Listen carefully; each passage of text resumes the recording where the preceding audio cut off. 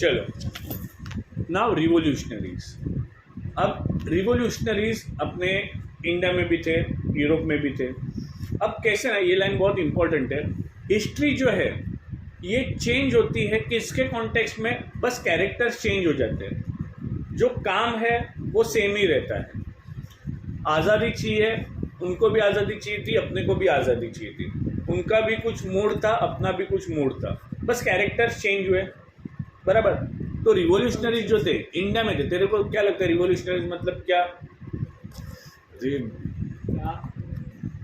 देश के लिए कुछ किया। Yes, the persons who have strive for our country. उन्होंने बहुत हार्डवर्क किया, कुछ ना कुछ देश की आज़ादी के लिए, फ्रीडम के लिए उन्होंने हार्डवर्क किए। उन्होंने अलग अलग मूवमेंट्स लॉन्च किए, example non cooperation movement, civil disobedience movement. तो ये इंडिया के कॉन्टेक्स्ट में। अब वहाँ पे भी बहुत सारे रिवोल्यूशंस हुए थे, but upon each and everything नहीं पढ़ेंगे। जो इम्पोर्टेंट पीस है वही पढ़ेंगे, नहीं तो बुक बहुत बड़ी हो जाएगी अगर पूरा उनका रिवोल्यूशन पढ़ना है तो। ठीक है, तो अभी मैंने कहाँ तक ला के स्टोरी ख़त्म की थी कि हाँ, कंजर्वेटिव्स ने अपना रूल एस्टेब्लिश किया था, सेंसरशिप आ गया था, बट लोग आज भी लिबरल नेशनलिज्म से प्रेरित थे, इंस्पायर थे, और वो लोगों ने पहला मुद्दा उठाया था फ्रीडम ऑफ प्रेस का। अब जब वो लोग कुछ ना कुछ अपोज करेंगे तो क्या किंग चुप बैठेगा? नहीं चुप बैठेगा। वो क्या करेगा? उनके एक्टिविटीज़ को कब करेगा, और वो भी कैसे? क्रूएली कब करेगा, बराबर। तो जब वो क्रूएलिटी से कब करने की कोशिश करेगा, तो जो रिवोल्यूशनरीज थे वो ऑब्वियसली डर के मारे तो अंडरग्राउंड चले जाएंगे initially, not for a life time, but initially अचानक से, मतलब जब तक तेरे अंदर डेयरिंग नहीं आता, तू प्रॉपर ग्रुप नहीं बना लेता, तेरे को पता है कि तेरे को अभी पुलिस वाले मारने आ रहे, तो तू छुपेगा ही इनिशियली, बट बाद में धीरे धीरे तू अपने अपने ग्रुप्स बनाएगा, बराबर। ग्रुप्स बना के तू क्या करेगा? अपोज करना स्टार्ट करेगा, राइट और रॉन्ग। तो यही रिवोल्यूशनरीज ने किया। और यहाँ पे एक इटली का एक भाई साहब था, गिजुपी मजीनी।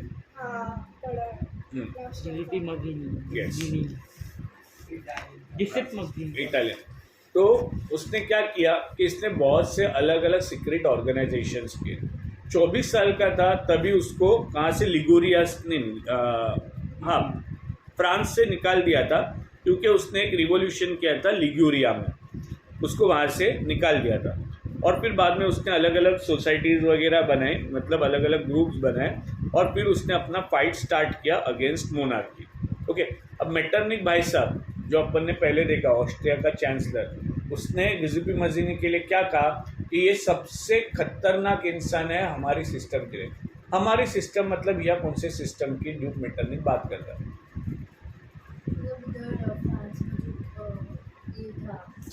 वो ऑस्ट्रिया का था, ड्यूक मेटरनिक ऑस्ट्रिया का था। मेरा क्वेश्चन ये है कि वो किस सिस्टम की बात कर रहा है? कि मैं लाइन रिपीट करता हूँ, गिजुपी मजीनी यह हमारे सिस्टम के लिए खतरा है, ऐसे ड्यूक मेटरनिक ने स्टेटमेंट दिया। तो किस सिस्टम की बात कर रहा है? हाँ, तो कौन से सिस्टम? बोल। मोनार्की का। किधर अट गया था? किधर अट गया था? 1815 से 1830 अपन वही पढ़ रहे ना। और मेटरनिक तो मैंने बोला था ना कि वो ऑस्ट्रिया का चांसलर था। वो लोगों ने सबसे पहला काम क्या किया? सबसे पहला काम क्या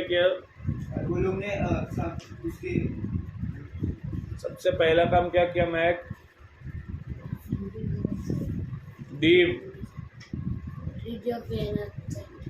अरे सबसे पहले वो लोगों ने बॉर्बन किंगडम को या डायनेस्टी को इंस्टॉल किया था ना, तो मोनार्की चला रहा ना।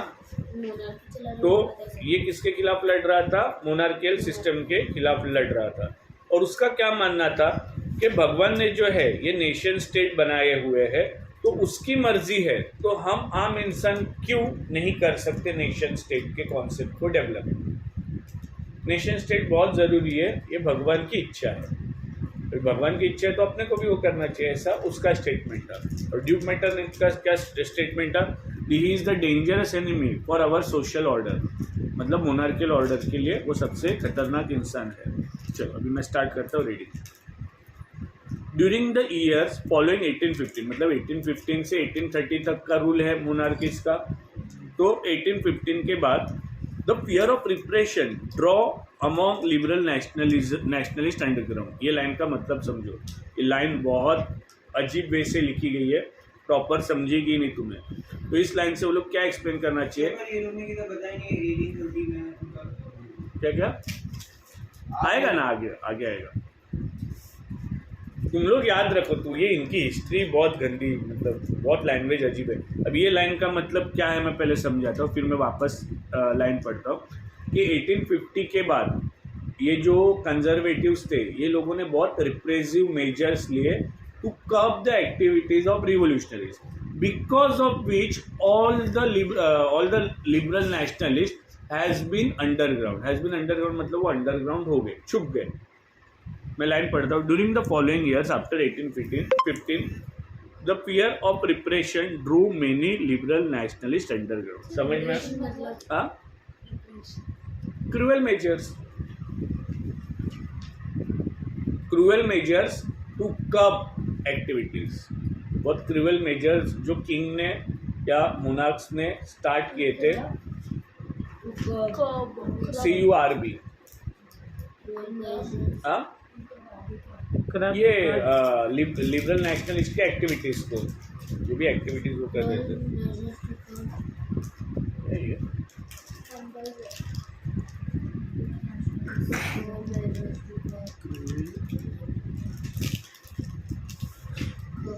हाँ चलो।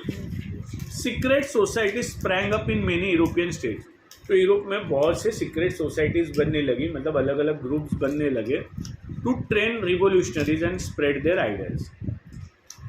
To be revolutionary at this time means a commitment to oppose monarchial form that had establish after the Vienna Congress. Vienna Congress का मतलब बोल। नहीं बोलेगा 5 शॉट से। मैं अरे यार ये मेरा जान खाता है यार। हाँ तो मैं वियना कांग्रेस का मतलब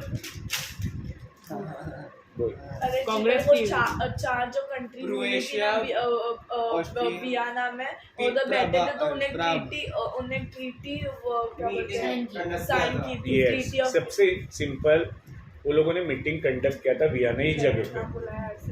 हाँ नहीं, वियना कांग्रेस मतलब मीटिंग कंडक्ट किया था वियना इस जगह पे। उसमें 4 किंगडम्स थे, समझो, ऑस्ट्रिया, ब्रिटेन,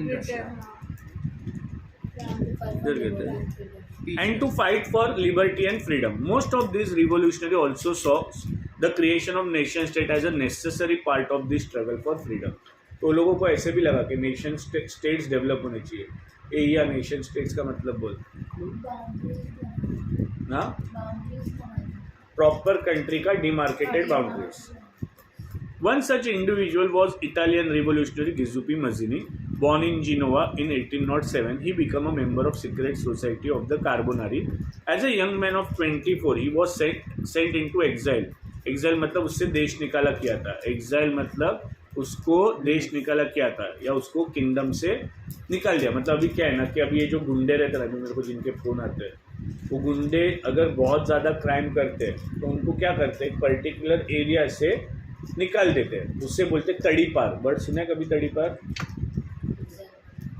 तड़ी पार मतलब वो अभी उस जुरिस्डिक्शन में एंटर नहीं कर सकता।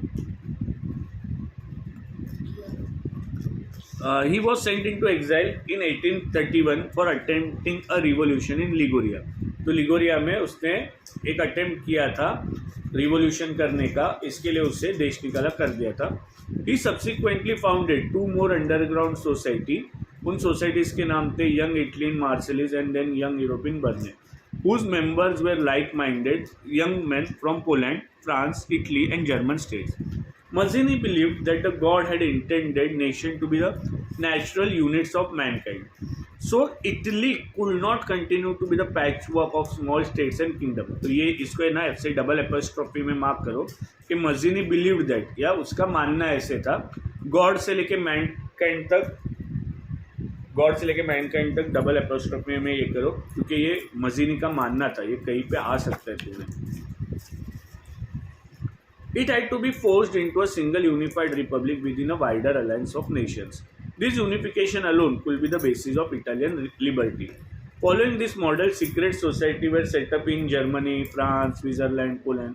Mazzini relentlessly मतलब बिना थके, relentlessly मतलब without tiring, he continued his opposition to monarchy, and his vision of democratic republics frightened the conservatives. Metternich described him as the most dangerous enemy of our social order. Okay, Oscar.